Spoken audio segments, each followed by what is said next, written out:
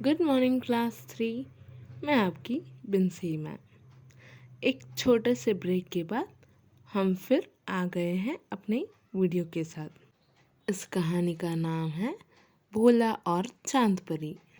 चलिए हम इस चैप्टर को मिलकर रीड करते हैं। भोला और चांद परी। रात का समय था।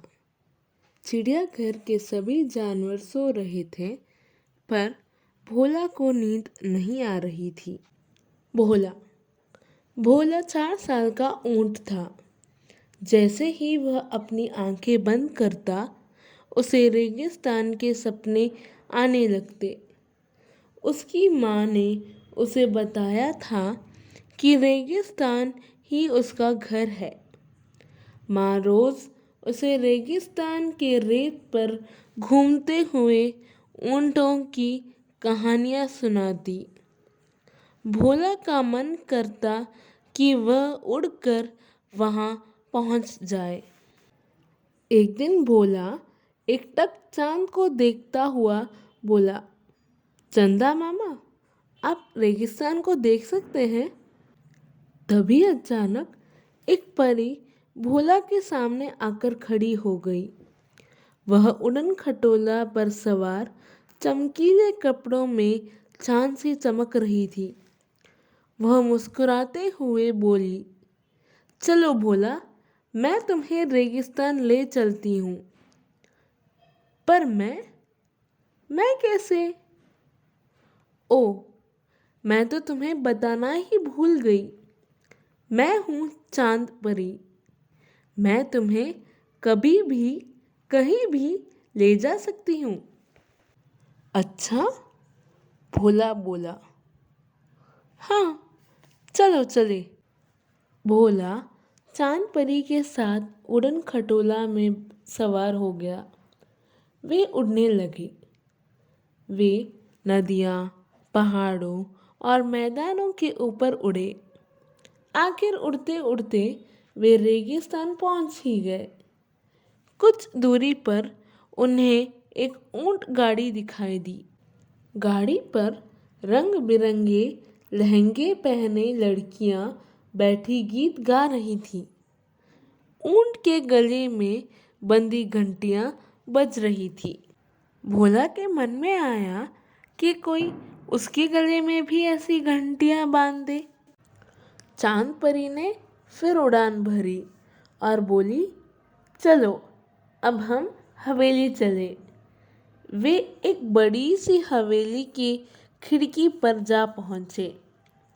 सामने ही एक लड़का घूम घूम कर अपने ऊँटनी को नहला रहा था। ठंडी ठंडी पानी पैरों पर पड़ते ही ऊँटनी खुशी से उछल पड़ती थी। भोला तो एकटक उन्हें देखता रहा। अचानक उसकी नज़र ऊँटनी के चौड़े, मोटे और गद्दीदार पंजों पर पड़ी। वह बोला, चांद परी, हमारे पंजे इतने चौड़े, मोटे और गद्दीदार क्यों होते हैं?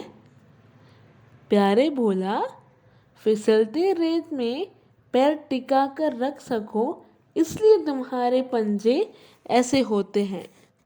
यह कहकर परी ने एक बार फिर उड़ने के लिए पंख फैलाए। वह बोली, चलो तुम्हें गांव का मेला दिखाऊं।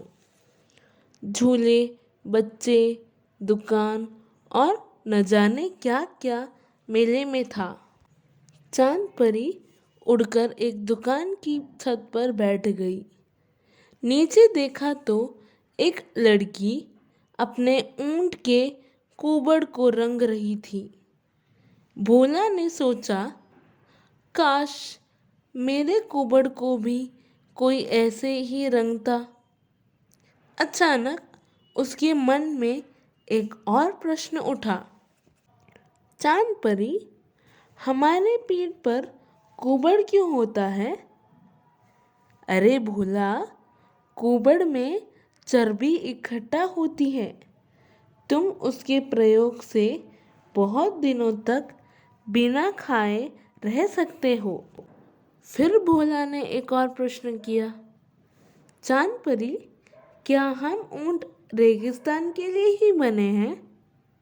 चांद परी बोली, हाँ, बने तो रेगिस्तान के लिए ही हो। फिर मैं और मेरी माँ चिड़ियाघर में क्यों बंद होकर रहते हैं? भोला ने पूछा। चांद परी ने मुड़कर एक नज़र भोला को देखा और धीरे से बोली, भोला समझ गया इस प्रश्न का उत्तर चांद परी भी नहीं जानती है। चांद परी तो इस प्रश्न का उत्तर नहीं जानती थी।